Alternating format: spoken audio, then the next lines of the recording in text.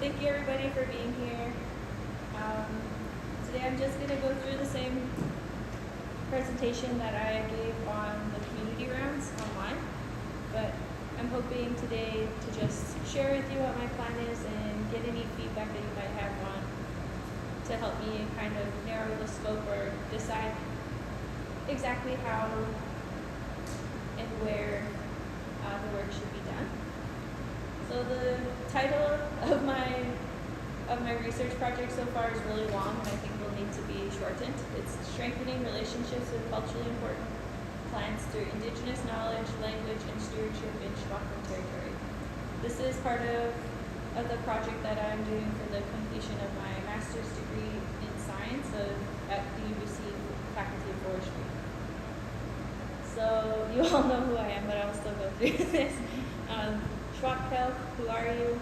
So Inchos Lakshek, Samahquam Tatyana Schneider, Samahquam Office, Nis Maggie Schneider ni Kukla, Nis Betty Schneider ti Mishkifla. Wafkan Hatman Kwan Fikich ni Kalkatla Hausa. So I'm a member of Samahquam. Maggie Schneider was my grandma, and Betty Schneider is my mom, and I want to learn about plants. And those are some berries I picked in Haidawar in the back. So the idea about my research started with some memories that I had from about 20 years ago, which seems crazy to say now, but when I was even younger, me and my little cousins and all of our friends that would live out here, we'd go pick berries just right here out behind the office, in that big circle that was there, and also just around the community.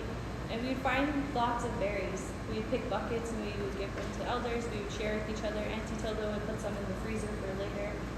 And I'm just kind of noticing with my own eyes, but also from what I hear from elders and people who live here, the berries are declining, and they're not really found where they used to be found, or if they are, they're very small and dried on the bush. Hearing lots of different stories about how the abundance has kind of decreased. So I'm curious about why this is so. From what I've heard from elders and also what I've learned at school, forestry in BC is a really big priority. Canada loves making money off cutting down trees, and in order to do that, they want the trees to grow as thick as possible, as tall as possible, as many of them, and they want them to be around the same age and the same species, which isn't natural for our territory. There used to be different species, different ages, lots of diversity, and also when we would cut down trees, traditionally, we weren't going in and clear cutting everything out. We would go and selectively harvest what was useful for us. So since forestry took that priority, Canada made a lot of our management processes illegal. So it was illegal to cut down trees. It was illegal to have cultural fires and burns that would bring the berries back. So they made it illegal for our people to manage the territory as we had for thousands of years, and there's been repercussions. So our active stewardship on the land was seen as a threat to forestry. Do you have a question? Yeah, it's BC, not Canada, though. Oh, okay. So BC's forestry, not forestry legislation. Okay, thank you. Just for some. In our territory. Just Canada, not BC. Okay, thank you. So my plan was to meet with community as I have been online and today. And I hope next month to go out into the community with members, or a member at least, to do some plant surveys and to collect seeds in August. So we want to see what's abundant at traditional harvesting sites and see if it's still there. Then I'm also working with Wheelwalk Forestry, Jordan Gabriel, and there's a person named Levi. He's in the same lab as me at UBC. So we're kind of all talking together to see how this work could support each other and also create a bigger picture of what's going on and how we can make sure that we bring the important species back. So I'm hoping to compare the sites that I would be looking at here with the sites that have been burned in Wheelwalk, where we're seeing the plants coming back. And then also hopefully have a small seed bank of seeds, just like small envelopes of seeds that were collected to give to the community, to give to Samahquam as part of a gift for helping me with my work in this, with my master's research, and to also promote protecting genetics. And then possibly through this work there might be some recommendations that come up for how we can improve abundance. So what I've heard at community rounds is that this plan does address community concerns about plant species and their abundance and being able to find them close to home. I've heard from Elder Yvonne Peters that there hasn't been intentional or cultural fire on the landscape in Samahquam since 1986, and also that wild ginger and salmonberry should be included, but Hosham is of great concern. Seed collection is also a traditional practice for our people, so when I originally suggested this project to Chief and Council, I did get feedback that the seed bank is in the ground and that we would burn to bring the seeds back, and this is kind of how this has evolved by speaking with community, getting feedback, and changing my plans. Also, I heard that BC Hydro sprayed Agent Orange, and they're still spraying, so people are worried about where to harvest and if it's safe. That the birds and bears have been more scarce since the berries have declined.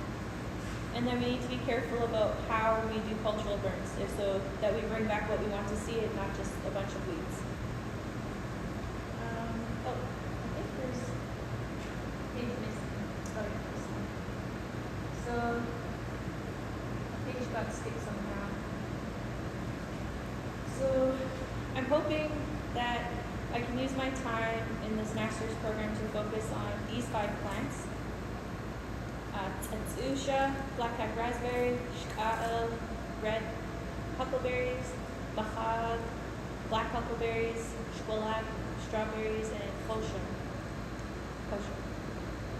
So these are the 5 that I'm focusing on because I was trying to think about all the medicinal plants, and it's just too much for one project. I think maybe if I come back and do a PhD, I can kind of expand it. But those are the 5 I'm focusing on. And then that's what I heard was that also wild ginger and salmonberry should be also included. So I'd love to hear from you. I do have some paper up here, and I just want to let you know that your words will be protected. I'm not going to take what you say to me and use it for master's research and abuse or exploit your words. And if you would like to have your name mentioned in what you had said, that's totally your choice. But this is more so just to guide the work that I'm doing, not so that I have something to write about. The language will also be used, like Uqamuch will be used to code this information so it can't be easily extracted.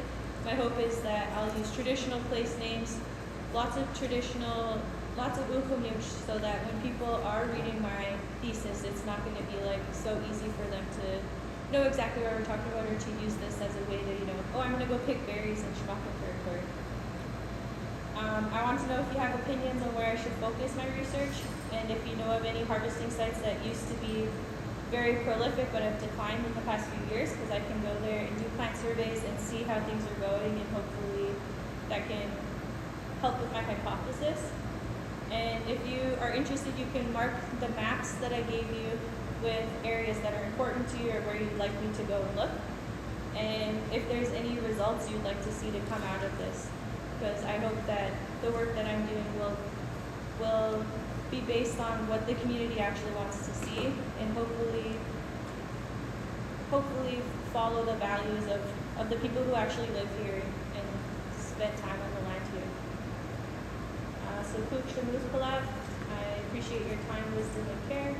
And I hope with the guidance of my community, the work I do can make a difference to bring back the plants we all love and depend on the Samahquam youth. And please know that my door is always open to hear questions, feedback, and concerns. And I'll give everybody my email as well today. That's everything.